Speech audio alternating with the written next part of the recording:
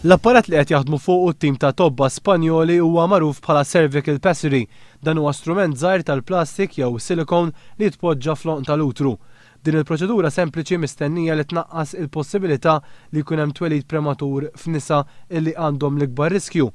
Nisa li għandhom l-ikbar riskju huma dawk li għandhom l-oqn tal-utru iqsar mill-medja.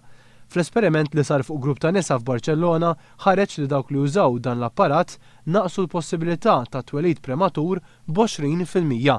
Iżda t-tobba qegħdin jgħidu li qabel ma dan l-apparat ikun jista' jibda jintuża b'mod regolari għad fadal isiru aktar testijiet. One News tkellem mal-ġinekologa Dr. Teresa Gallia Testa dwar ir-riski li affaċċjaw tfal li jitwildu b'mod prematur. L-iktar riskju li jaffaċċjaw it-trabi li jitwildu qabel iż-żmien huma l-problemi bin-nifs, għax nafu li l-pulmun huwa wieħed mill-aħħar organi li jiżviluppa. Infatti meta nkunu nafu li hemm riskju għandna kura biex ngħinu l-pulmun jiżviluppa.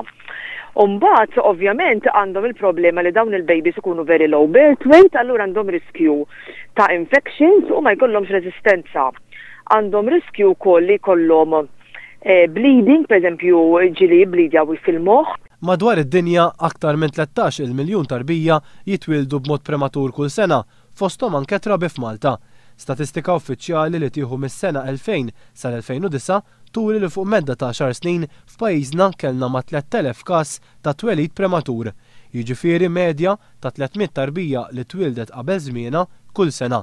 L-iktar sena li fiha kien hemm trabi li twildu qabel iż-żmien kienet fl-2008 bi 309 trabi ikunu prematures.